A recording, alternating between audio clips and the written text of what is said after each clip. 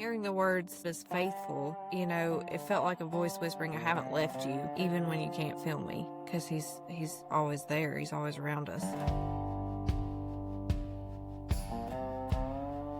Can't see grace for what it is until you need it most. God feels so close to us in those moments. The third hour is here.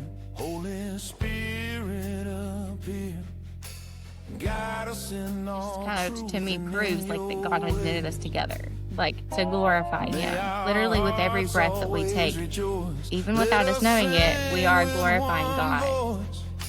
And glorify the risen Lord and King. You want to have a closer relationship with Jesus, trying to be the best person you can be each and every day. That glorifies Him. Holy Spirit, do your thing. We might not know how, but we ain't gonna fear. Like, that is God sending us. That is how He feels for us. That is how He cares for us. Move us today, Holy Spirit, come and fill this place.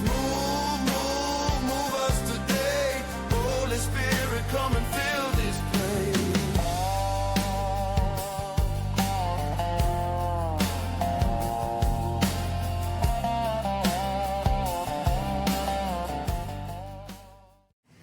All right, what's your name? Gray. Gray Hart. Okay. How long have you been boxing? In total, about a year and a half. Year and a half. What is something you really enjoy about boxing? I like the people. I like the sport. I'm a big fan of combat sports, so I was never too good at ball sports.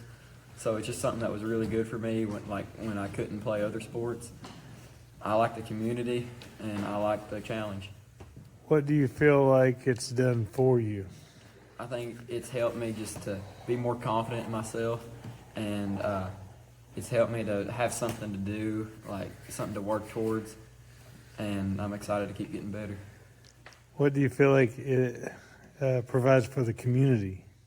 I think it provides like a safe space for everybody, even though it's like, a lot of people think, you're fighting and all this, but I think it really makes you a lot closer with people, especially since like you form closer bonds by everybody growing and getting fights and going to events and duels and stuff like that. Cool.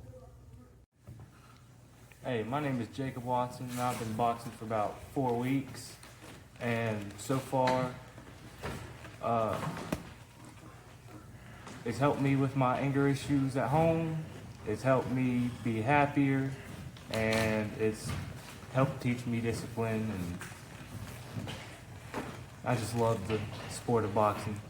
We'll have you registered for USA Boxing soon, and you'll have your first event maybe within a couple of months. You excited about that? Oh yeah. You gonna win? Oh yeah. My name's Tanya, and I'm Jacob's stepmother, and the boxing club has been so positive for him. It's given him a new camaraderie and new friends, and it's given him a way to focus his anger, and he's become a better kid. He's more positive, and we're very grateful to the program. Hello, my name is Noah Campbell, and I've been doing boxing for about 2-3 years, maybe.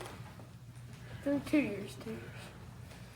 And it's really helped me with conditioning and stay in shape and my footwork, and it's helped me be more, not like go out and like fight somebody, just helped me be more calm and stuff. And What do you enjoy about it? I enjoy like hitting people and just having fun and doing the exercise so I don't get big. All right. Hey, my name is Rhonda Van Dyke, and I am Landon Pitbull Van Dyke's mom. And I tend to ramble, so I wrote something down for you guys. I'm going to read from it. I'm sorry, like I said, if not, I'll be here all day. I can't say enough good things about boxing. So, my son is 10, now the OG at the club. He's been going the longest since they started. He's been going to boxing for over 3 years, and boxing has taught Landon inner strength, discipline, resilience, and respect. He has character to stand up even when it's hard. His training is tough, and he mentally makes the decision to push through the pain. Every practice, every match, every punch to the face is a life lesson. He's training to be a champion, and champions must have the character to go the distance, to go the extra mile. He has to push beyond the pain, circumstance, whatever, to find a way to win. With boxing, he's experienced what it takes to reach a tough physical goal. Like, he's won, he has worked out, he's tried his best, and, he's came out on top, and there's no feeling like it for him. Why did I decide to let my kid pursue boxing? Lots of reasons, but the one that kept me allowing him to go was the influence that the club and Coy's made in his life. I was a single mom of 3 for around 5 years when Landon started attending boxing, and he was an aggressive kid. I thought boxing may be a good outlet for him to learn to release all that aggression and keep him active and engaged. He found when he was going to boxing, he found more than that. He found an outlet, a hobby, friends, a role model to look up to. Coy's one of the best humans you'll ever meet, all while learning about God. Just like boxing, occasionally life will punch you in the face. It's how you respond to it that matters. Sometimes it throws you a left hook. You just got to get up and take it. It's about having the ability to take a hard hit and keep going. Landon's first match, there's a lot of controversy on social media, and as a parent, I was talked down about a lot. But also as a parent, I have 3 very different kids, and my other 2 children probably wouldn't have made it in boxing. Landon, however, is very different, and it's like I said before, it's a wonderful outlet for him. They clearly those people that had negative comments, they didn't have a child like mine. He's made different. Different methods of redirecting worked with my older children. It did not work with Landon. If Landon didn't have this place to take out frustrations and teach him self-control, I just know he would be in trouble all the time in school. Like, it's the best thing ever for him. Our boxing club, most of the time boxing's considered an individual sport. Not at our club. It's a team sport. Everybody supports one another. They train together, encourage each other, lift each other up, challenge each other to do better. You start out doing 1 push-up, you're going to do 5 next, 10 next, 20. They all challenge each other to do better. At One More Boxing Club, Landon's not only became physically strong and confident, but mentally strong as well. He knows how to interact with others and treat his opponent with courtesy and respect. He knows, as a boxer, he's got to endure in order to succeed, just like you do in life. And I am very proud to be a part of the boxing club. I'm so glad my son has the boxing club. I'm forever grateful for all the positive things the club and Coy's family also have done and sacrificed, and taught my son, our family, not just Landon, but our whole family and our community, the things that they've done. I will forever be grateful and appreciative for them. Every place needs a boxing club like ours. And I just want to say thank you, and I'm sorry I look a mess. I just got off work. But I hope you all have a great day and come and check us out. I'm Landon Van Dyke. Landon Pitbull Van Dyke. And boxing's taught me respect, discipline, and sportsmanship. What about Coy? He's taught me a lot about boxing, and he's nice. He teaches you about God. You learn, and he is really just nice. And you're very grateful for the boxing club. And he's an experienced fighter, so I know that I can trust him for that. And you're grateful for the boxing club? Alrighty. Good job. Hey, my name's Joshua Childress. I'm 17 years old. I've been boxing about 3 years now. And I really enjoy it. It's a special place for me. I look forward to going every day. That's all I think about every day is boxing. And I like how I'm getting closer to God also by doing it. It's just an awesome place. And I can't thank Coy enough for all he's done for me and my brother and everybody else. So, yeah. Hi, my name is Lisa, and I'm with One More Boxing, and my daughter Kiara has been boxing with One More and Coy Witt for a little over 2 years. We've noticed a big change in her confidence level through boxing, her self-control. Her self-esteem has just skyrocketed. Also in the other kids, we've noticed how much more self-control and awareness they have, their confidence, and it's also leading into their school life.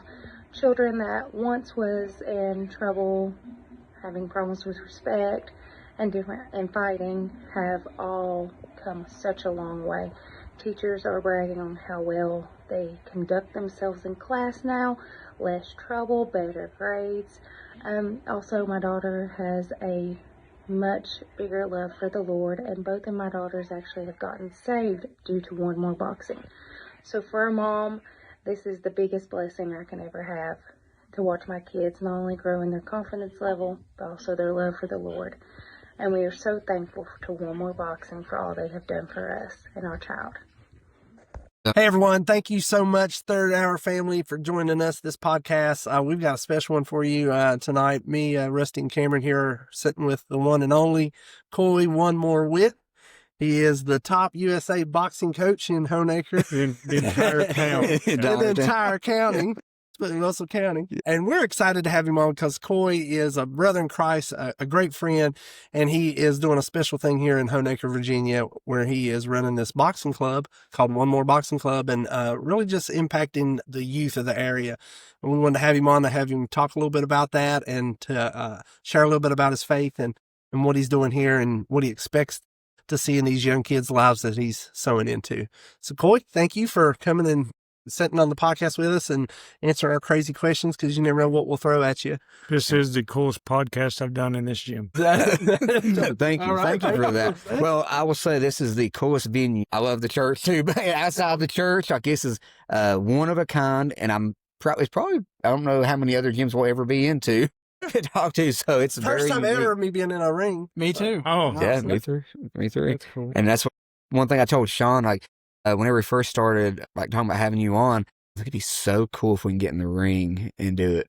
Because that's a unique feel. So I'm glad. I thank you for allowing us to do it here. You guys, you don't have to do it today, but one day you should actually come in here and try to box around. It'll surprise you how much it takes out of you to go even just 1 minute. Like, I it looks so easy. You know, when you watch it live, it's like, oh, I could do that. And then you're like, when's the bell going to ring? I'm tired. We should have had like a Patreon or something, like a paid service to where you pay this much and you see all of us in a boxing ring, 3-on-1 against Coy, and see if we can make it around. I've done that with some teenagers in my club. Please put in the comments if you would like to see. We got to raise a lot of money. We'll raise some money for One More Boxing Club. Yeah. That'll be the second interview. I thought about setting up a punching booth in town. You could punch me for $0.25 or something. Charge a little bit more now. $1.50. Or can you like take a punch from Coy and still like remain standing? If you can, you get it. But if not, it goes to the gym. I like that. You like that? That's nice. I have all kinds of ideas here. So why don't you, for those that don't know you, why don't you share a little bit about yourself and maybe how you got into boxing and kind of what you're doing now? Okay. I remember when I first came to getting into boxing, there was a bunch of guys at school. I was a senior, and we're like, hey, let's do this little boxing tournament, which never happened, but it kind of sparked my interest in boxing. And so we started boxing. Me and my buddy James Shannon and Chris Jones out there in Baptist Valley. We started just boxing barns and driveways or anywhere we could get together and box, you know. But so we just started boxing around. And then the Rough and Ready Brawl tournaments, they were coming around that time too. And my friend Derek, he called me up one day and said, I'm going to go get in that tournament. You ought to go get in it too. I'm like, okay. You know, he didn't have to twist my arm. I was like, let's go do it. You know, I haven't been training much or anything, but we're going to go do it. And there was a ton of competitors at the Viking Hall in Bristol, where it was at. And it wasn't like it is now. I think it's just like one fight. I think it's like they have the Redneck Brawl, and then what else do they have? I don't even is Rough and Rowdy even. A couple of years ago, but I'm not seeing But it. I've not it's seen not it. tournament style now. Whatever, the people will fight one fight, but when I did it, you'd have to fight like one fight on Friday and three to four times on Saturday to win the whole tournament. And it was kind of tough, for that kind of boxing. And so I'd get to like the semifinals 2 times in a row, and I just didn't have the training and the stamina to go, to win. I was there, but I was right there close to winning, but just couldn't cross the threshold. And I said, this is ridiculous. I'm not going there just to do okay anymore. I'm going to go win. So I got real dedicated and, trained my butt off. And then I got back in them and I won 4 in a row. So I was pretty excited about that. What, if you don't care if I ask, so when you trained, where did you train at that point? Just at like my house. I had a bag and I'd hang up and I had, weights. But then me and my buddy, like James and Chris, we'd all just get together and just beat the tar out of each other. It's almost like self-taught in a way. Yeah. We didn't learn any really great technique. Like when you throw a jab and a right hand hook, that's a couple uppercuts. But like we had no good footwork. It was, a big part of it was like I relied on being tough. I could take a beating and still keep on hitting. So that was okay for a little while until you start getting into like the professional ranks, which I got into back. Let's see, was it maybe 12 or so? I got into it later. Like I took a little break and I got back into it more, but I got into the professional ranks and it was a whole different ball game. It's not like guys just swinging for the fence, real fighters, and being tough wasn't so good anymore. You could take a few, but then, it'll take your toll on you quick. So I did that for a little bit, and I had a few fights I won, then I had a few fights I took. They were good paydays for the time, and I was like, I'll go fight these guys, but then I was way outclassed. Like one guy was Joseph Bonus. He trained in the Crunk Gym with Emmanuel Stewart. I don't know if you know who that is. He's like one of the best boxers in the country, or best boxing coaches in the country. And it was right about the time he died. It was about the time I fought that guy. But anyway, so I'm fighting a guy that, he won like the gold medal in the Junior Olympics, good quality fighter. And I lost to him. And then another guy I lost to, Antoine Douglas. I fought him in Buffalo Run Casino in Oklahoma. Vander Holyfield was at that fight. That was pretty cool. I mean, he doesn't remember me at all. That's dope. But it was just remember cool. him? Yeah, I remember he was there, but I didn't get out of the first round with that guy. He was knocking everybody out. He fought. He went on to win, I guess, big title and big money, and he was the real deal. But then I got out of it for a while. Then it seems about 10-year period. And then Chase Hill gives me a call, and he's like, hey, why don't you take another fight, come out of retirement? Well, okay. Maybe a year and a half ago, getting close to 2 years now, I fought Zane Fry in Bluefield, and that was pretty fun. So I won that fight, and but she wants a rematch. She hasn't called me back in a while, but he wants a rematch. But you might now. Yeah, maybe you might now. I see him every now and again at a bunch of fights. We all see each other and stuff. It's fun. So then I took a few more fights. I've had, 1, 2, 3, I don't know, 4 or 5 this year, or since I got back into it. And I've won a few, lost a few. One of them pretty iffy about what I thought I won, but I was an out of town guy, and they gave the decision to him. It was a split decision, but I don't know. He wants a rematch too. You're going to leave this podcast about 3 more. But I talk to these guys a bunch of stuff that I fight with. So it's funny. You can fight with guys and become their friends. It's so weird. It's so funny. Do y'all have any friends that you punched in the face? Yeah. Like almost all my friends I've punched in the face. It's like a respect thing, I feel like, once you do that. But I just had a fight recently in Parkersburg, West Virginia. I fought out there, and I just ended up winning the little belt for the championship thing out there. But Donnie Miller was him. Was the fighter, and real good guy. He was trying to take my head off. He would have done it if I gave him the chance, but he hit pretty hard, and it's a good fight. But I got back into it. I wanted to show the kids in my boxing club that that I can go out and do it, and then they can listen to me and get some advice from me. It's one thing to tell people what to do, but if you can't do it yourself, I don't know. It doesn't have as much. Because there's that old adage where they say, ones that do, and the ones that can't do, coach. Yeah. You ever heard that? Yeah. But you didn't want to be that, right? You're like, I'm going to show you I can do it too. Yeah, and then by doing it, it's made me a better fighter, which has made me a better coach to show them things that I've learned. And I don't know. It's fun too to be the old guy winning. So when did you start your boxing club, and what was the the It was, passion behind it? Like, I guess officially it was about 3 years ago for the club. But before that, there's a few years before that, I was over at Life Church with Dane and Gracie Lowe and Travis Lowe. Their dad he'd messaged me about wanting to get his son into boxing. It's more of like they were homeschooled, and it was more like their gym. I was their gym coach because they never got into competition or anything.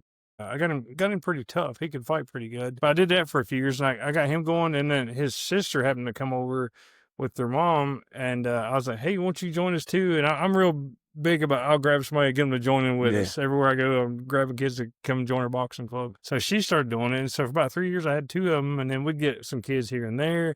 But we did that a couple times a week, and I really loved it. So that's kind of what started it, and it kind of laid the groundwork for this, because like with doing that, they're also, they're Christians, and I could talk to them about my faith, and I'd get them to memorize Bible verses. I'd say, if you don't have this memorized by the next time we have class, you owe me 20 burpees. But they're so smart. They would memorize it like 5 minutes before class and come in and nail it. They're smart, because like they graduated high school early, and then they're in college early, and Gracie's already graduated college early. So I had them going, then they moved to Oklahoma. And funny thing is, I fought Evander Holyfield, but Evander Holyfield's at my fight. Yeah. I got a pair of gloves from that fight that I used to let Gracie train with, and when she moved, she took the gloves back to Oklahoma. How funny! And that's where you got them from. Yeah, right? I got them. So it's like I sent them back That's home. Yeah, that's pretty neat. But so I started over at Teen Venture with the little boxing program, and I kind of wanted to model it after the Rock ministry. Have you heard about the Rock? It's up in Philadelphia. I have not. They're a faith-based organization, and they take kids. It's a rough area, like it's like open air drug market. It's like right where Rocky was filmed. The train bridge they run around. So it's just people are just stoned out of their mind, and just drugs everywhere, prostitution, you name it. Just terrible place. But he's trying to get these kids in off the street, teach them boxing, give them a good alternative, and then preaching the gospel through it. And I was like, well, that's awesome. I can do that. I'm not much of I never consider myself to be anything worthy of being like a minister or pastor or anything, but I could tell them about my faith. I could take them and show them some boxing, and I can talk about Jesus at the same time. Why not? So I got them, so I started getting people in for boxing. It's a free boxing program. So if you want to come check it out, it's free. But anyway, so I started bringing people in there, Teen Venture, and, so they started coming in boxing. I'm like, well, hey, by the way, let me tell you a little bit about Jesus.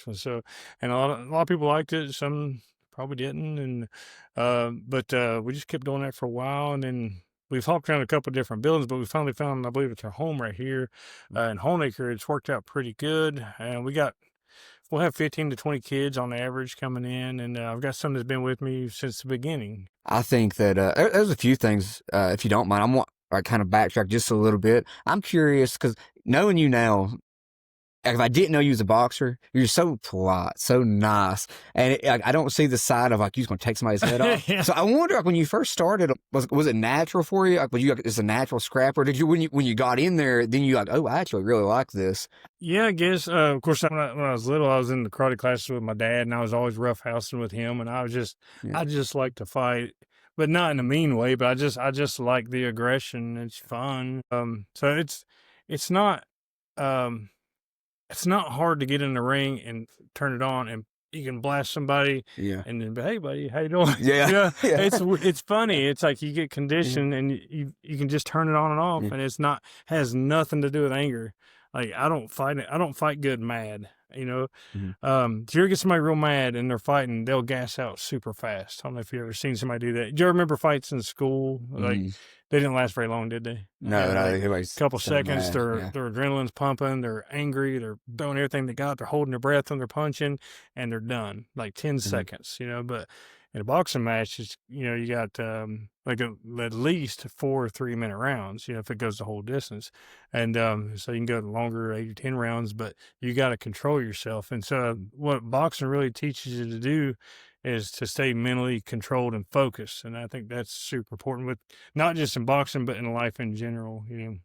Something you said made me, with kids today and their attention span and different things. You know, you was talking about how boxing makes you that mental control and really focus in on things and stuff. I would say that that's probably been a big thing that you've seen kind of develop in these kids' life that you're working with, is their ability to really dial it in and focus on things that matter.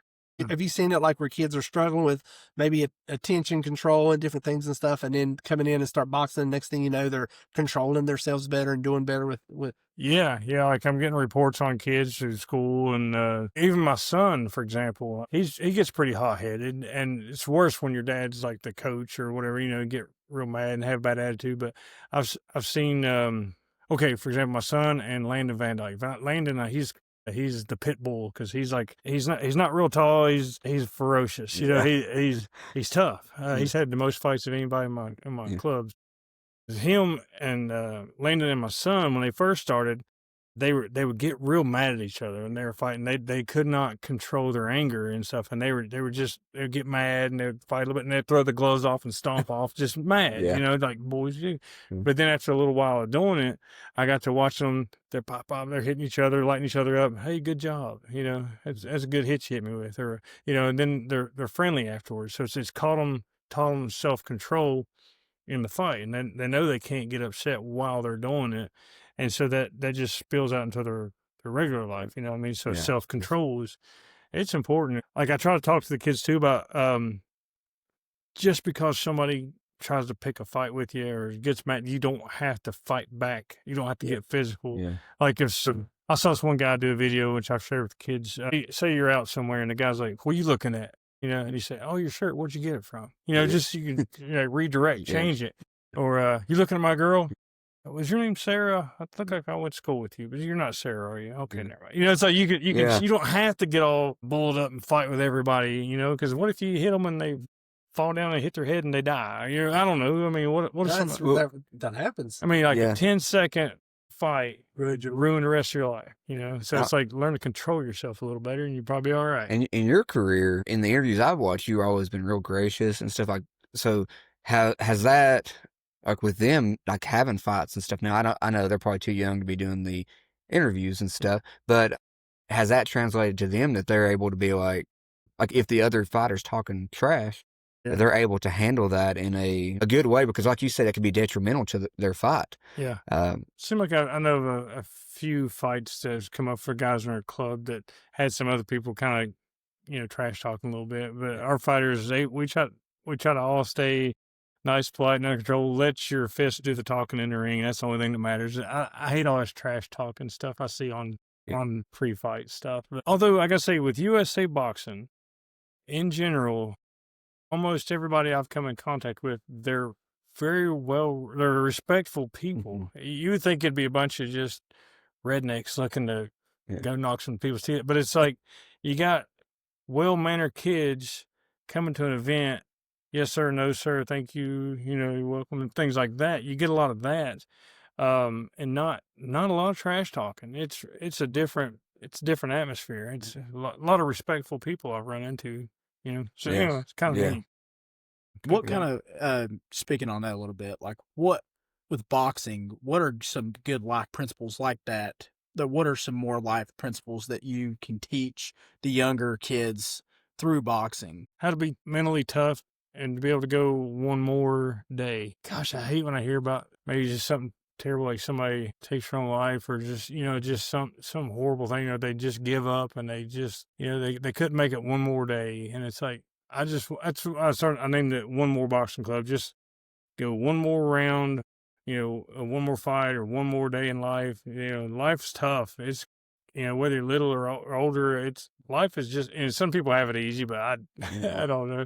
I don't know many people have it easy, but, like I say, life will kick you and keep kicking you if you let it, but you just got to be mentally tough. Keep telling yourself, I got one more left in me. I can do this, you know, this too will pass. I'll be all right. I just go one more day, you know, and then after that you go one more day and then one more day. You just keep going one more. You can go one more. It's a lot easier than 10 more or 100 more. You know? Focus on the moment, right? And the old proverb that says, the journey of 1,000 miles begins with one step. One It's step, like if yeah. you take one step at a time, and I kind of feel like that's been my walk with Christ too. And I would say, I don't want to speak for you all too, but I kind of feel like it's like we all struggle at different times, but it's like we continue to push forward. We go one more, right? Yeah. We're like, Lord, we're going to keep going forward, and he just keeps blessing that, and his mercies are new every day. And it seems like, man, I'm not the same person now that I was 10 steps ago, Yeah. 10 one Yes, mores ago, yeah, and I said, yes, if I could yes. just go one more, it's like, man, I've actually grown, and it's tough to see that change and stuff in the moment, but that's what's happening. And I think you're probably, the kids are learning that, and they're starting to see that, by Yeah. doing this physical discipline and learning to control themselves and being, like you said, mentally tough and stuff. Yeah. Hey, man, I can make it one more, no matter how Yeah. difficult it is. Because it's so sad. And it seems like this area in general has seen a lot of mental health. And for whatever reason, in Tazewell County up where we're at, there's been a couple suicides and stuff. And it's so sad and heartbreaking that someone, especially a teenager, it's like that your life is that, you feel that lost. And then it makes us hurt as a body of Christ. What are we doing wrong? What are we missing? Someone can't find the help from us that they need. Like I said, I'm glad that you let us come in and interview you, and we can promote you and put you out there and hopefully get more people in there, because I think this is something that's super beneficial to kids in this area. If they was doing stuff like this in other towns and cities and stuff, it would be great, right? Because you're taking kids out of those problem areas, and not even kids that have super bad issues or bad circumstances or whatever. Just anybody who wants to come, right? Yeah, Come. anybody. And it's yeah. going to teach them. It's going to train them. It's going to make them a better person than what they were. Yeah, I've watched people grow in this, and one guy I'm thinking about, JJ. He's my diehard guy that's here anytime the doors are open, and then he wants to be here when the doors are not open. He says, "Coach, can I come on in there and work out when you're out there?" And I'm like, "Yeah, I'll get you a key." But like, he just loves it. Like, it gives him purpose, And I want all these kids here to have purpose. Have a goal, something to chase after. It's easy to coast in life, but I don't know. But if you got a goal, something to make you work just a little bit harder, make your life a little bit more exciting. He's grown a lot. It's just awesome to watch good things come from this. And I commend you for, certain ones you may have had like trouble even at school and stuff, behavioral issues, and they have found a home here. And I think oddly enough, someone not knowing would be like, oh, I don't know if I'd want them to go to a boxing club. We're already having issues. Like, well, I don't know if we want them to go there and learn how to fight too, but it has the opposite effect. It helps them control it. And what I really love about what you do, and I've seen it, being in the school system with some of those kids, is how you anchor it with like the scripture and stuff. So it's not just that they're coming in here and physically exerting that energy, but they're also being filled with the word. I know you already talked some about it, but I know in one verse in particular, I can't remember the exact verse, but it's been told to me through the students, unwholesome talk. Ephesians 4:29. And so I thought it's also cool that the verses, although, there's tons of verses in the Bible that we can apply to everyday life, but even personally to these kids at where they're at right now, that verse is important, because they're not, like, that's something that they can carry throughout their life, learning how to talk in a way that represents them well, represents Christ well. And so I was going to let you speak on that just a little bit, but I'm impressed also with like those things that you're teaching them. They're able to utilize right now at the age that they're in right now. And like the talk. And I struggle sometimes to try to find the right verse for the day. And I'll think of things, how do I apply it to their life? But yeah, the Ephesians 4:29, I thought that was really good. And my kids too, they were bad about calling each other names like stupid or idiot or just something kids do. And I'm like, I'll make them repeat that. I say, tell me Ephesians 4:29. They'll say, do not let any unwholesome talk come out of your mouth, only acceptable for building people up. Yeah. And, but yeah, I just like, just finding a verse and sharing it, like John 3:16. Everybody should know that, I hope. I say everybody knows it, but not everybody knows it. But I don't know, just trying to find something. And I try to think of verses that'll fit for the boxing aspect, like courage, or I don't know. And then I think about these young folks are going to be adults, and they're going to be getting married. So I need to teach them about how should men treat their wives and children and stuff, and lead them, not be led by them and go with whatever the world says. It's like you're men, and you need to act like a man and earn respect, but not command respect. I heard it said Matt Walsh about today.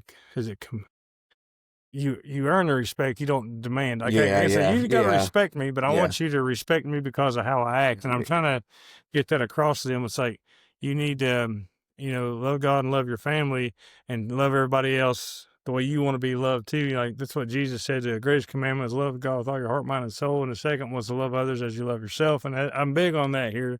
I talk about how great would the world be if we all loved each other the way that we want to be loved. That would solve all the problems. I was going to ask you personally, like in your walk, as you was growing up, was there like someone that introduced like how you're introducing the faith to all these kids? Was there anybody like growing up that did that for you? Grew up going to church. We moved a lot, so it seemed like I had a new church every few months. Seemed like we moved a ton. But my mom, she tried to grow us up having our faith. And, I had coaches and stuff, but I don't know that I really had anybody that really just shared the gospel like that as far as a coach or anybody. I wish that I had good people who meant the best and they tried to be there for me. Good coaches, good people. I don't think I had anybody that was just really sharing the gospel through any kind of the programs. But for me though, it's like I just knew the stories. I didn't have a real faith in Jesus. I knew I was supposed to, and that's about it. I knew I could tell you a bunch of the stories, David and Goliath and Moses, the Red Sea and all that. I could tell you all this stuff, but did I believe it? No, but it's like, until I had that one moment of driving in the Bluefield, I've told the story a bunch of people. Like, I was in a low spot, and I'm like, God, if you're real, I need you. And boom, it was like warm water poured head to toe into my body. And I went from being miserable to happy. And it wasn't like, it didn't last, 10 minutes or 5-10 minutes, but it's like I felt the presence of God right there, the God of the universe who made everything, took time out and poured himself into my life right there. I get choked up thinking about it. Anyway, but it changed me. Nothing else like that has ever changed me. It's just amazing. I was like, man, I got to share this with everybody. And then, so that's kind of what was with boxing. It's like, well, I can get people to follow me into boxing because they like boxing. But while I got them there, let me share the greatest thing you'll ever hear. Yeah. So it works. I love that. There's a comedian I like. His name's Michael Jr. You guys Yeah, I know. Yeah, he's good. And one of the things he talked about is that you need to know your why. He's like, when you figure out what your why is, he's like, then whatever you're doing, it becomes a whole lot easier, right? Because so many times people get focused on the what or how or, you know what I mean? And that takes energy and effort and stuff. It's like, but if you focus on why you're doing it, then it really takes a lot of the burden away from how you're doing it or what you're going to be doing, and Coy's why is like, man, the God of the universe, like I loved it when you said, you just knew, I think all of us here has had a personal experience with Christ, and it's like, you remember when Jesus shared the story about, he told him, he's like, you got to eat of my flesh and drink of my blood. And it says in there that many of the people has found this to be a hard understanding, to understand what he was saying. And said a lot of his disciples left him. And he looks to his 12 disciples, his faithful, the ones that's been going with him. He's like, y'all going to leave too? Because it was hard for them to even understand, and he said, Peter looks at him and goes, where else would we go, Lord? We know that you have the words of life. Where are we going to go? And I've seen that in my own life in the sense, like, I don't always understand what's happening or what's going on. It's like, but man, I know there's nowhere else to go because I have this relationship with Christ. Like, where else will I go? And so my why is about, you've put me here. You've got a purpose for me. I'm going to try to trust the process, and try to help people along the way and see souls change, try to get people, into the kingdom. And it sounds like, when the Lord came and gave you that experience and he touched your life, it's like, you're like, man, I need to tell people about him. This is why I'm here, and it's like, that matters so much, man. Do it for the right reason. Do it. Why are you doing it? And it's funny. I was talking to you guys earlier about like God gives us what we need when we need it. And it was just like, I guess I got that experience right when I needed it, you know, Yeah. and it was like, it was perfect timing. I would have wanted it earlier, but it was the right timing. Just everything else from that point on, it's just we've gotten everything that we've needed when we needed it. And I just feel like that happens in life. Things don't always work out the way we want to, but it's what we need when we need it. It's a big philosophy. I really believe that it's true. I mean, it's just been that way with everything in the boxing program. Now we just need one more person to come in and tell about Jesus and get them to go one more day. So we just keep going after one more person to tell about it. You're talking about there. I was thinking of, is it Romans 8:26? It says, you know, that we know that all things work to the good of them that love the Lord and are called according to his purpose. And we always want to say, and which I believe God does more good things for you, right? He said he's got good things for us, you know, but we always want to think that it's going to be good to us. That scripture says who loves God and called, you know, according to his purpose. The good is going to be for his purpose. And so it might not be so good to you, but I can promise you it's good for the overall purpose of God. He's doing something, you know. And when you look back over the scripture and you look at all the prophets and you see all the different stories and stuff, like God always did something, you know, whether it was through a trial or whether it was through a victory, you know, God was working his purpose out and things. And again, I think it just comes back to like, we was talking about just trusting him, right? And going one more round with him, you know? And I think it's important to mention too, like you, obviously, like, you know, you're helping sow that into like the youth and the kids that come to this gym. But I think even in your, like in your career, you've been able to share the message, haven't you? Because I know I've watched like an interview that you've done, and maybe, I don't know if it's your last fight or fight before, but you shared Jesus even in that. And so, and you might not have a chance to like get like a one-on-one sit down with maybe some other fighters or something like that, but that's still witnessing. And that song, "I'm a Nobody" from Casting Crowns, that's my entrance song. And it's funny, I try to prolong the walkout as long as I can to play the song play longer, because it gives people a chance just to hear just a little bit about Jesus. It's you know, I'm just a nobody trying to tell everybody about somebody to save my soul. That's the song, you know, and I just love it. And so I don't know, I get to proclaim the name of Jesus in my boxing when I go there, and then when I get done, win or lose, it's like in the last fight I said, without Jesus you have nothing. It was just a simple little thing, and I don't know if it stuck with anybody or not, but it might not. I don't know, but I want anything about me, I really am a nobody. You know, it's like, but I serve a great God that I want to tell everybody about. So that's really, you know, that's what it's about for me. It's fun. I go boxing. It's fun. I like to win. Who doesn't? But in the end, it doesn't matter. I'm going to be dead one day.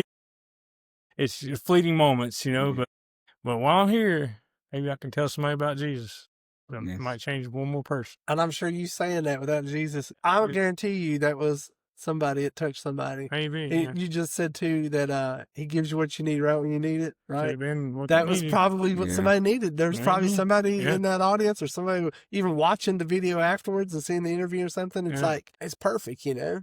Like, I don't know if it'll be this way or not, but like I can imagine, you know, in heaven, you get to see all the little things that you've been a part of that you didn't know you were a part of, that maybe touched somebody's life. Like, It's a Wonderful Life. I watched that last night, you know, and, you know, George Bailey touched so many people, and he was so upset about his life, but he got to just affect so many people that he had no clue that he was really doing, you know. I don't know. I just wondered, do you think it'll be like that? Maybe, I bet we get to see people we've got to. God daily surprises me, man. And like the other day, we was all in a text thread, and I don't want to go super deep into it right now because I think things will come of it later, but there was an insignificant misunderstanding in a text. Not a bad, it was like humorous. And something came out of that was like unbelievable. And it's like, man, God did that. Like, that would have, how does that happen? You know, it's like, it's not a coincidence. Lord's, I think maybe, you know, he's moving and shaping things around. You were saying earlier, it's like, I think it matters. He had something happening. You know what I mean? Something's always going on. God's got something happening. So, and I think there's some over significance to the fact that the location in which like you're proclaiming Jesus is oftentimes the location people may trash talk and maybe use it for other opportunities. And you would think that that catches people out. I'm going to say this to get this one mad, and like they sell fights on it. But you stand, you and maybe some others too, like stand probably in the minority of instead of doing that, you're taking that time to honor Jesus. And that will, to somebody, like the trash talk, they may be desensitized to hearing the trash talk over and over and over. But that one person that chose not to promote the fight with a trash talking segment, but instead to just promote Jesus. Like, why? Like, the person may be thinking, why? Why would he do that? Like, that might not result in him getting more views and more whatever, but he done that anyway. Like, that could stop somebody in their tracks, I feel like, that's in that. But I kind of wanted to bounce around like a few questions I had. I wanted to kind of touch, and this maybe wouldn't on the boxing side, but I'd like to ask you, I'm sure we're all interested, maybe like on what was your favorite fight you've done? And then I thought about even like maybe like your favorite like place you fought at, because it sounds like you fought in a lot of different places. Yeah. And I know this is more on the boxing side of things instead of like the faith-based part, but I'm interested because you shared a little bit with us even beforehand, and I'm interested just to kind of peek in a little bit like your past experiences with that. The last fight, I had the reach advantage on him, and it was a Parkersburg, Donnie, and I fought totally different than I normally. You've heard anybody say you're fighting in the pocket? It's like standing right. And I've done that a lot, and that's kind of where I like to stay at. But I've had a couple guys later that they just wanted to hold on to me. So I'm like, well, I got the reach advantage, and I don't want to be held on to. I'm gonna stay back, and I'm gonna box a little bit. So it just was one of my best performances, I believe, as far as like boxing skills go. So that was probably the best of it. But probably one of my most fun fights was in Rock Hill, South Carolina, with Michael Engler. And he's a little older than me. He had like 14 fights. About 16. He's like 14-2 or something. He had a good kid, won way more than he lost. Good fighter. But when that bell rang, we went to war. It was like every punch we could throw within the 4 minutes is like, or 3 minutes, 4 rounds of 3 minutes. And I threw 130 punches that first round. I've never thrown 130 punches in one round before. And then I threw close like 90 and 80 or so the second and third. I was getting a little tired, but I'm like, I got one more left, so more. We'll go back out. And when I threw everything I had, I threw 120 on the last one, and it was just a flat out war, like just bam, bam, bam. We just beat each other up so much. And I talk to him every now and again. He's a good dude, but just a flat out war. It went split decision. So one judge said I won, 2 said he won. So I needed one more judge, not a one, but it really didn't matter. I mean, it was just, the experience was just awesome. I just loved it. The crowd loved it. I walked around. I had like an ice pack on my face. I was all bruised up, good left hook. But everybody just, it was a good fight. It was a great fight. Everybody kept saying that. Because I think like 4 fights before that, they were kind of like tomato cans. You throw, they all got stopped in like the first round. Just junk fight, just to build people's careers is all their fights were there for. Nobody likes watching that stuff. But so they had like 4 of those crap fights, and then we get in there and it's bang, bang, bang, bang, just everything we could throw at each other, just a flat out war. And so it's been like my most favorite fight, Yeah. Even though I didn't. Anywhere out online, can someone find that fight? I had it on my Facebook page. The pay-per-view got messed up. There's a bad storm I went through right at the time, and it cut it off. But I had it on my phone at one time. I'll see if I can find it for you. Yeah. Maybe I can get it for you. But like I say, it was straight up war. The last fight, I've still got that one though. And then there's a few other. The one on with Zane Fry, that one's on pay-per-view. I'm sorry, YouTube. And so you can watch that on YouTube. And then I had one with Austin Markham and Derek Lambert. I don't think those have gotten on there yet, but those are okay fights. Not like the big war. Like any particular venue that you liked better than the others? Probably the most fancy one was at Detroit when I fought Joseph Bonus. That was at Mayweather Promotions. Oscar De La Hoya was. Oscar De La Hoya and Floyd Mayweather. They were combined up to put on those shows, and it was just kind of neat to be at the prom. I wasn't the prom king, but at least I went to the dance. But it was kind of neat, seeing some big time guys there and stuff. But I didn't do good, but you live and learn. But that was kind of a neat venue. One of them was real fun. Was in Columbus, Ohio. I fought Mike Ciano. Buster Douglas he worked the corner of the guy that I fought. So he was just paid there just to work the corner. Nothing fancy about it. But that's cool. He knocked out Mike Tyson. How many times have you meet somebody who knocked out Mike Tyson? Now, Close, that's what I mean. You're right across the ring. Yeah. I hope he's not telling that guy how he knocked out. Yeah.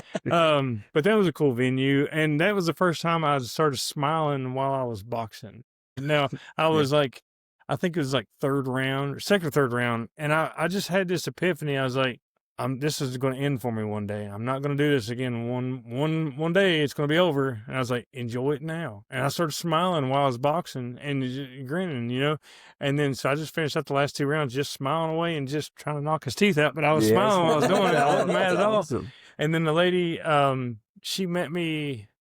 She came up to me, the lady in the crowd. She's like, I love watching you box. She said, you smiled the whole time. And I was just, so it's kind of like, people watch that stuff, you know. And, so a lot of times when I'm fighting now, I got a grin on my face and I'm enjoying the moment, you know. Like, I'm not mad at anybody, and I respect the guy I'm in there with, and without him, I have no fight. So I'm so glad he's in there with me, and I'm gonna knock him out, but if I can. Yeah. So I don't know. It's, that was a fun event. Speaking of knockouts, how many times have you been knocked out on? I've not been knocked clean out, but I've had it when I fought Antoine Douglas. I got knocked down second time in that round. Truck, but the ref weighed me out. He weighed it off. He's like, he's done. And what's that like? Like, it wasn't hurt. I mean, I wasn't hurt. It was like turn the TV off and on real quick. You know, it's like that. I feel like Chris Tucker's like, which one of y'all hit me? But I've not been knocked clean out. And I've had one time I got knocked down 3 times. In that fight in Detroit, it was like flash knockdowns. I got knocked down once. I didn't have good time to recover. I tried to go back, and I just kept getting knocked down. I'm like, give me a second. And but they had a 3 knockdown rule, and after that, you can't fight anymore. I mean, I wasn't hurt. I could have got knocked down 1,000 more times. I'd been all right. I was done. How many times have you knocked people out? Professionally, I've had a couple that they weren't knocked out, but they're like, I put them down and a TKO. Yeah, TKOs. I've had a couple of those. Now, rough and ready brawls, I had some real dingers. I hit this one guy. We were over like on the side of the ropes. This is Welch, and I nailed him, and he's like boom, boom, boom. Boom! It was like, he fell over here. They ended up getting a stretcher to get him. They had to get him on a stool. It took a long time to get him ready. And then I had one guy at Viking Hall. I knocked him down once in the first round. Second round, they had some ring girls that were trying to sell T-shirts. They threw some out to the crowd. Before the girls got down the steps, I had him on his back. I come out 1, 2, boom, and you can see like sweat and water just shot off his head, and he just. And the ref didn't count. He goes, out. But I've had quite a few of those in like tournament style, but those guys, they don't know much about what they're doing. You know, they use their face to block the punches with. What feels better, being in the war or having the knockout? I don't know. I mean, the knockouts are cool. You got the win too. Yeah. I want to win. It's always better, but I don't know. I guess it depends on who you're knocking out. Like, are you knocking out a bum? Are you in a war with a great fighter? Would you rather win a fight by split decision, okay, and it's just not a great fight, but it's a fight that you win, but it's split decision, or would you rather lose a fight that was by split decision that was a really great fight? I don't know. I always want to win. You always want to win. It's like, but I mean, you're going to have people talking like, man, that's not. What if it was one of those, what you call it, tomato can fights? Yeah. Like if you go in there and you win that fight, and even in the win, it's just a split decision. Or you go out here and you throw you guys have this victory or this fight that the crowd's behind, and then you lose that by split decision. Which one would you rather have? I guess emotionally, I'd rather have the loss with a split decision knowing I won. Emotionally, then I barely beat this bum over here. You know? Well, that's the dynamic, right? Like even like you look, I'm sure in boxing and stuff like that you have like certain ones that may have higher win totals, and then they always get that bad rap of like, no quality. Well, he fights smart, and then you have the other side of like, they may not win as much, but like, man, we love watching them fight because they just go all out every time. And so that is probably hard to balance because, wins also propel you forward. your career, I'd imagine. But I thought you was going to say though too. They have a high win, but it's like what's the quality of the and that's that's also to box rec and look at people's records, and you'll see like so you can find who they beat, and then you go look on theirs, and you can look at their record, and they may have like 1 win and 20 losses. Oh, It's like so they're beating them, and that's pretty common. You'll see a lot of that. It's a lot of career building. If they got a good manager and stuff, so that happens a lot. Do you get to, when it comes to fighting, do you get to choose, or is it like the promotion kind of? Yeah, I can pick. I always pick who I want. I just kind of wait around for people to call me, and the way it usually is, they expect me to be B-side, the guy that's going to go in and just take a loss, but I don't sign up for that. No. Yeah, I'm there to win every time, and I think people like to watch my fights. I think. Yeah. You said a lot earlier that you got to control your emotions and stuff when you're fighting, and the people that fight with like anger or whatever get gassed and their adrenaline, dumps, and they don't do well, right? Yeah. Is that something that you personally experienced? Was there ever a fight or something where you had something against somebody and you were like, and you went out there and lost because you were all mad at them or whatever? Or is it just something that you just saw and noticed and learned, like, I can't fight like that, I gotta be smart? Trying to think I don't remember ever being to where I was, when I was younger, I remember like in school, I got in a few fights in school, and I knew how I was feeling, like my adrenaline was pumping, and I was all mad at the time, and I knew that like I was tired quick, and so I noticed that early on, and I'm like, when I got into boxing, it was like I just knew better. There's times I would get drilled by somebody, oh gosh, I better protect myself, and fight or flight response kicks in, and I'm like, I'm gonna go fight. I'm not gonna run away. Everybody's got that response. What's your all's responses to that? Like, what do y'all fight or flight? Is that, I guess, depends on the situation. I feel like after like working in corrections for a while, like you have like that moment to where, just fights go on, and then like at that point, like you have to be fight, because if you're not, like even in that sense, not that you're physically fighting with someone, you might be trying to control a situation, but if you don't do it, then the respect is not there. And in an environment like that, you work corrections together. In an environment like that, it matters so much. So I'd like to think I'm a fight person instead of fight or flight. But I guess it depends on what the situation is. When I see a spider in my house, I'm pretty flight on that. So, I'm out. I'm like, Chelsea, come here. So, I've been in like one fight in middle school, and I'm just fought, and didn't run or anything. As an adult, I was telling you about this earlier, put on some gloves with my buddy Randy, and I was like, let's just spar, let's just punch each other in the ribs. And I threw one little punch, and then he threw a hook in my rib, and I was done. I was like, I don't want to fight nobody, man. I'm pretty sure he cracked a rib because I was sore from legit mutts from one punch from him, and I was like, no. I try to be like a master at de-escalating if I can. I was just trying to talk. Well, what about you, Rusty? When you just said that, you said that you a master of de-escalation. De-escalation. There's a saying, it's better to be a warrior in a garden than a gardener in war. I feel like that's a good way to kind of, be, working in corrections.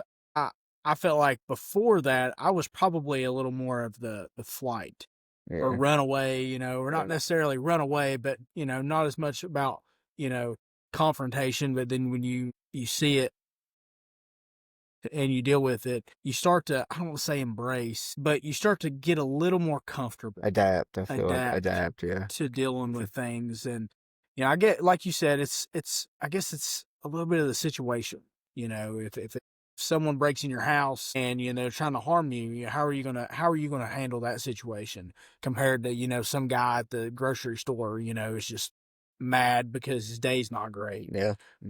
It's all about timing and where you are. And, there's always a better choice to make, instead of just getting riled and making a bad decision that day. Tell you how my mind works. I got so many movies downloaded in my mind. When you said the words "run away," I can't help but to think about Monty Python on the Holy Grail movie. He's like, "Run away, run away!" Like the rabbits coming out. Anyway, but that's where my mind goes. Run away. What about in the same movie, the knight that loses his arms and legs? Yeah, he yeah. still wants to I fight. watched that in world geography class. What did I do? Well, I was going to say, what's that have to do with geography? Coach O's, it was in his class, and we got to watch it. I laughed so hard at the Black Knight scene. It was funny. Just to stay on the movie side of things, and there's some boxing movies and stuff like that. Is there anything in particular like that you maybe before a fight, do you like watch a movie? Do you get like zoned in music wise? Do you like, is it just maybe reading? Like, what is it that you do? I just hit the gym and train. I don't have any like special routines or anything. I don't think. I hadn't really thought much about it, but I don't know. I guess I'm more like I'm working with my kids in my boxing club, and then I'm like, somehow I gotta abandon them for a little bit, and I gotta train on my own. Yeah. And then I feel guilty. I don't know, so I don't feel like I train enough, but I don't know. But I don't, like I said, I don't have any real routines. But I was joking earlier. I put it on Facebook about I can't split firewood without thinking of the Rocky IV movie. I've never done it in my lifetime. You know, like I'm always thinking about that movie when I'm splitting firewood. Yeah. So I'm training for Ivan Drago every time I'm splitting firewood. So Eye of the Tiger, going in the back. I think it's Eye of the Tiger, ain't it, that place? But Yeah. What would you consider aside from Rocky? Because most people are going to go to Rocky as like the universal best boxing movie. But what, in your opinion, you've got Raging Bull, you got a lot of those, Cinderella classics. Man. Cinderella Man. I like that one. Yeah, that's a great movie. And then there's also the fighter, the Mark Wahlberg. Oh yeah. But actually, I like Mickey Ward. I think he's reasonable. Ward, yeah. You ever watch Mickey Ward fight? And he has I watched the killer movie, left hook. but I've never actually watched his. Watch Arturo Gatti, Mickey Ward trilogy. It's like three best fights you'll ever see, I think. Wow. So Really? I don't want to spoil it for you. You haven't watched them, but I watched. Let's see. Mickey Ward, he was in the corner one time, and Gotti got him and wobbled him a little bit, and then would come right back. You think he's out, and boom, he's firing right back at him. I just love watching somebody that like I said, it's like you think you got them counted out, and then now they're winning. It's just amazing.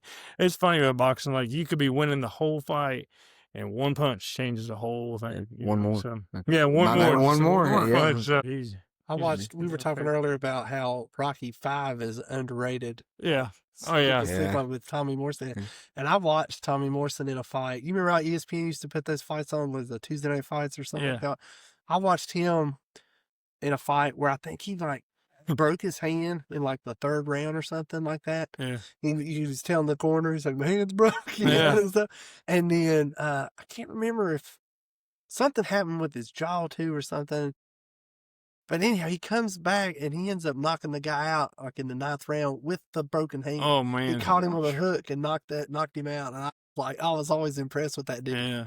After that, I have one thing I want to ask, and I don't know how many more we have. I do want to circle back to and finish out on the boxing program side of things to close it out, and like just more like information based, so that way people can get hold of you, contact you, stuff like that. I did want to ask you on the family side of things, how is it? Because I'm sure seeing you get out there and take punches and stuff like that. With your family, how has that been for them? Have they just been like adapted to it, or has it been one of those things that are like, hey, it's time to retire? Yeah. They're like, no more. And I'm like, no, one more. I don't know. Like, it's funny about Cindy. She won a Rough and Ready Brawl tournament one time. So she really? got, I didn't know that. Yeah, you got the fun fact. Show her some moves, I guess. But I don't think she could fight her weight on a wet paper bag right now. But she's not trained in a little while, so she might be a little weak on punches. But anyway, but I don't know. I think she likes it a little, but then she's like, my husband's going to get punched and maybe die. And then, so she's worried about that. So I don't know. The kids, I don't know if they could take it or leave it. I had this like hope that old dad will get in the box ring and they'll think I'm the coolest guy in the world. No. I don't think I could do anything to make them think I'm cool. It's just a parent thing. I think once like they get older, it's one of those things you can sit back and like look at. That was awesome. Yeah. Like, I appreciate that later on. They just kind of, That's with all of us. Like, as parents, we could do something. We're like, man, I think this. If I was a kid and my dad done this, I think this would be really cool. Yeah. But I don't know. You're just used to each other so much that you don't really like appreciate it until later on. Do you think Coy or Cora will want to fight? Like legit fight? Yeah, well, my boy, he's scheduled for a fight pretty soon. Try to get him on December 6th and then February 21st, and then we'll try to host our own event March 28th here in Honaker. So, but yeah, he's already had one fight, but he plays some of baseball and basketball, and it's like I don't get him in boxing as much as I want. But if I could, man, that kid is so talented at every sport he does, and I'm not saying because I'm his dad. Like, you can watch the kid and be like, that kid's not so good, and then but my boy's got it. He's just really. He excels, and I'm like, if I could just get him in boxing every week. The reach, too. Like, he's got long arms. Yeah, so he does so good. And, but I think I could do good stuff with him. What I love is boxing. I can't make my kids love it. You know what I mean? But he did real good his first fight. I think he did good enough to get the decision. But in USA boxing with, like, the kids, they don't hit hard enough to knock each other out. So they're all just pop, pop, pop, pop, pop, and just every punch they could, like machine guns, just punching. And it's like, how do you score that? It's hard. It's hard to have a clear winner. So there's a lot of split decisions in that and stuff. It's real hit and miss on whether they win or lose. But when does their record start taking? Does it start right then, or does it like reset at a certain age? Yeah, but it doesn't really matter a whole lot with amateur boxing. Just for bragging rights, really. I mean, they'll have tournaments and stuff you can get in, but then if you lose, you're out of the tournament. Again, like I say, you can set up a bunch of fights that you think are easy wins, but in USA boxing, though, I like that they try to match them with age, weight, and experience. So you can't really get. Like, you can't get a guy that's had 20 fights fighting a guy that's had 1 or 2 fights. Yeah, so I really like that about the sport. So it's pretty good matches you'll watch. So even matches. It's fun to watch an even match, you know what I mean? With a lot of actions. If you ever get, like, say, when we have ours, you have to come out and check it out. Do you know that Roy Jones Jr. is? Yeah. He fought in Grundy one time in an amateur boxing match. So that's wild. Yeah. That's cool. So with like the Rough and Rowdy, if you win that, did you win money? Yeah, it was $1,000. So if you win money, are you still an amateur, or is it? It's funny. It's like, I always call it like semi-pro, but I don't know if there ever actually is a semi-pro boxing, but it's not in the amateur ranks. It's because they don't actually pay you for each match. Like, you're just winning a prize. Yeah. Like, you've got to win. I guess maybe that's the reason it's still amateur. It's funny. Yeah, I don't. But if you get paid for a fight, then you're a pro, right? Yeah. And I'm sure does it matter even like with the promotion, like at that point, which I guess you'd get paid for. So I guess it works hand in hand, same way. Then I guess you'd be professional. Like once you took that step outside of Rough and Rowdy and stuff and transitioned over. Have you ever thought about promoting? Oh yeah, that would be pretty cool. But it's hard to make. Like, I do the USA amateur boxing, and I look up where I have like the school lets me use it, and it's it all goes to my nonprofit and stuff. So.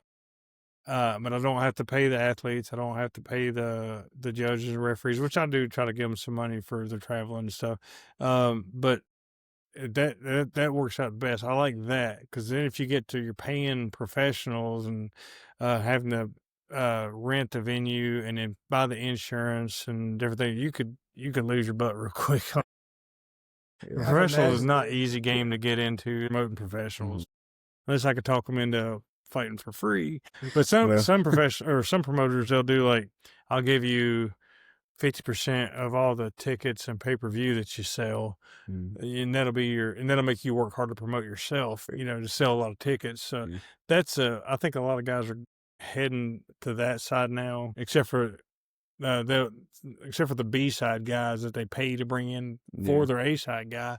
You got to pay them a little bit better. Who are some like inspiration, like boxers or, athletes for you, like growing up that, you looked up to? Yeah, it's funny. Like, I love boxing, but I don't watch a lot of it. You think I would watch a ton of it, but like I say, Mickey Ward was a really good one. I liked watching him and, Tyson and all those fights. Those were those are fun to watch, and George Foreman and stuff. Other than that, I don't know that I have like the one go-to inspiration guy, but like I said, if I had to narrow down to just one guy, I'd say Mickey Ward is probably my guy. If I wanted to be like any fighter, I want to be tough like him. That's the one guy I think I like the most. So out of all of them, so if you haven't watched him, go pull up some fights. George Foreman and circling back to like the movies and stuff. If you guys haven't seen the documentary on him, that's not a documentary. It's a legit movie. Like they made a movie about his life. Big George Foreman. Big George Foreman. Is that what it's called? Big George Foreman? Yeah. Now, you know, funny, Anthony, Tracy Hart, and Gray Hart. Anyway, they're part of my boxing club. They knew George Foreman, so it was pretty cool. Oh wow! Like, I think they done something. He was in the horse business. So have you seen that movie though? Yeah. So I was just gonna say his was after a fight in the ring, but he kind of had a moment like you did when Jesus just became real to him in the moment. Yeah, and like, dude, he was different from that moment on, man. He was all in. Yeah. And when you have that moment, it's in or out. There's no in between. You know, like Jesus. Talk about in Revelations, like, I wish you're hot or cold and not lukewarm. It's like, I vomit you out of my mouth or spit you out of my mouth. It's like, it's hard to, like, I can't imagine having that moment like I had or George Foreman had and saying, nah, that's not for me. I can't imagine that. It blows my mind. But yeah, it changed him completely. He got to reach a lot more people, I'd say, through Christ than he ever did with boxing.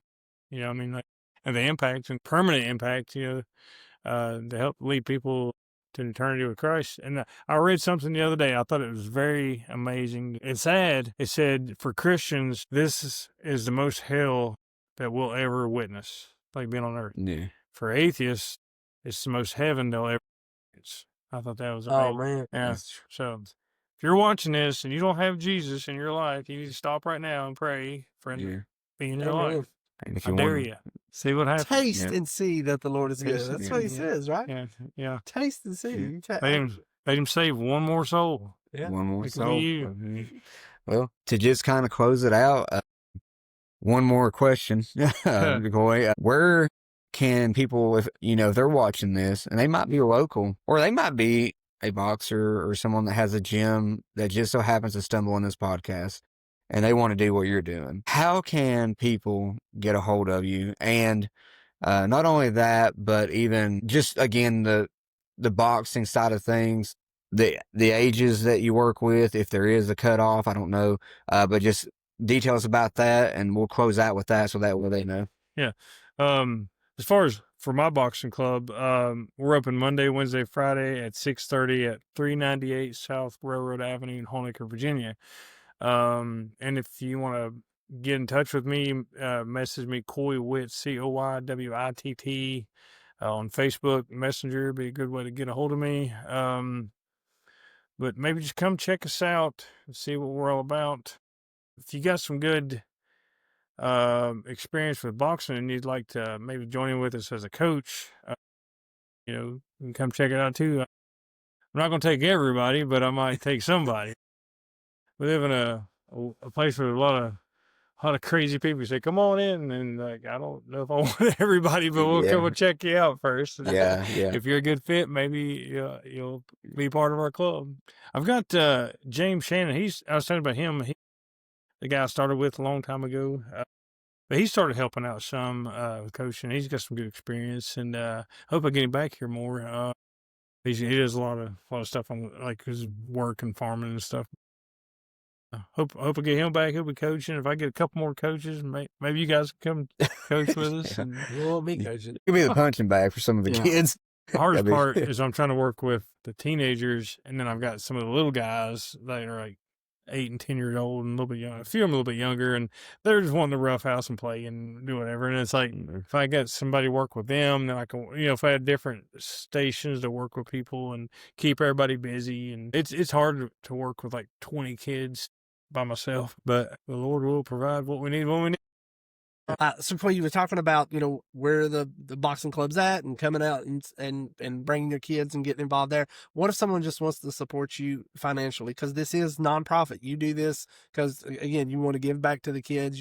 You love being able to proclaim the gospel and teaching them some discipline and stuff. And if they want to support you financially, what can they do? They can just message me on Facebook, Coy Witt, WITT. We are a nonprofit. We got to set up with our EIN number so you can have.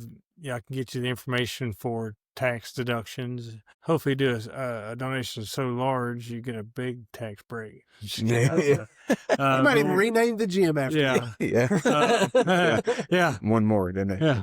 We'll get one more donation. Yeah. We'll put your name on the ring canvas. There you go.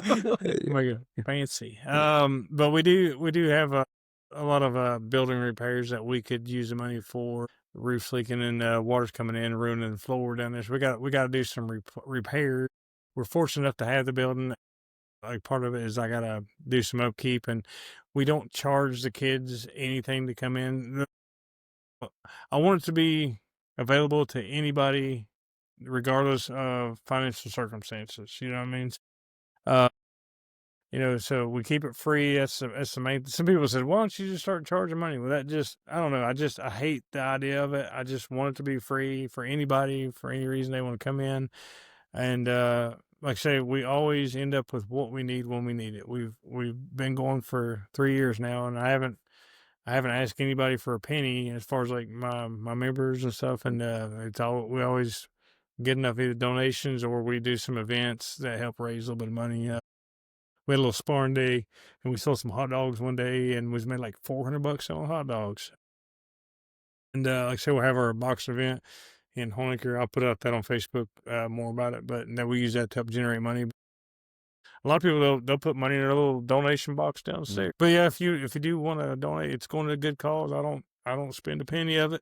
So I mean, not on me, but it's all, on all the things we need. And it's a blessing. 20, that's 20 souls that are in here are getting to hear the word, and also finding a place to save their life. I mean, it's that important, I feel like, to certain ones. Again, you're speaking from experience, not mentioning any names or anything, but you've seen change from kids that you've worked with in the school. Yeah, and that's why for me, I was going to thank you, one, for doing the interview with us and allowing us to be here, but also that I got being in the school system now, getting to see the impact that you're making with some of the kids in there, kids like one of the ones that I work with. It's not just that they're coming in and hitting each other. It's not just that it's a sport. It's much more than that. Like, it really is like changing them quickly. Like, it's not just years in. I'm talking about, in my experience with my buddy, it's like a month or two, and it's just the impact you're making on him and on the other kids. You can see it translate to school. And it's not just that you do it here, but you also care for them outside of the gym. You make ways to like take them to things. It's not just that they come here, you're here with them, and then they leave and you just don't care about them anymore. It's not anything like that. Like you make the sacrifices even outside of that to take them places they may not get to go to if it wasn't for you, and allowing them to experience things like that. And having someone to care about you, like I said, it can really alter somebody's course because they may not have that. And not only do you care about them, but you're also feeding like the word into them too. And so, definitely for me personally, I thank you for what you're doing with those kids and just for the community overall. It's funny. I like all of it, and none of it feels like work. It's just something I enjoy. It's funny. Yeah, I don't know. But a bunch of times, like, the parents are like, "Thank you for coming here." I'm like, "Bring me your kids, and I get to punch them in the face." Yeah, thank you. Yeah. Just playing, but no, it doesn't feel like work when you find something you're passionate about, and fun, and I don't know. I want to be part of the solution, not part of the problem, and I don't want to sit and complain about all the kids in the area. And I'm not reaching every kid, but if I get just a few, it's like, well, I got to help a few out, and they'll go help a few out maybe one day, and it'll just keep growing, So I don't know. Anyway, I'm glad you noticed the difference. That's awesome. Oh yeah, for sure. Sure. Y'all have anything you want to say to him as we close out? Yeah, like he said, thank you for doing the interview with us. Thanks for letting me be here with you guys. It's awesome. Been the most fun podcast I've done in this gym. There you go. It's been a lot of fun. Listen, the next like 10 after they watch ours, the next 10 that comes in here to interview you, you just know that we were the first. Yeah. Just remember that. First the best. Yes. There you go. Yeah. We told Justin that. We said, he's the first artist that'd been on. We said, well, whenever we get to Phil Wickham, we'll tell him that we started with you first. Yeah. But definitely thank you again.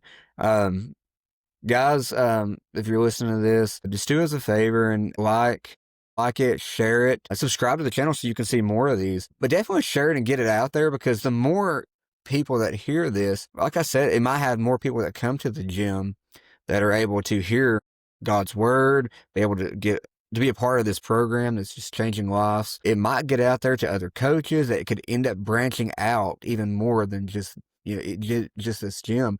You just never know what God can do with it. And so I know that I say it in a way that it almost sounds like, well, I want you to promote the podcast for us, but you just don't know, like, that one share button, like who it could reach. And even the conversation, hearing Coy here talk, what it could do for someone. I just, I encourage you, if you don't care, to share it for us. And if you have any questions, like, drop it in the comments and stuff. We'll get Coy to hop on there, and he might answer some questions for you too. I guess if that's it, we'll see you guys next time. Yep. Thank you. Yeah.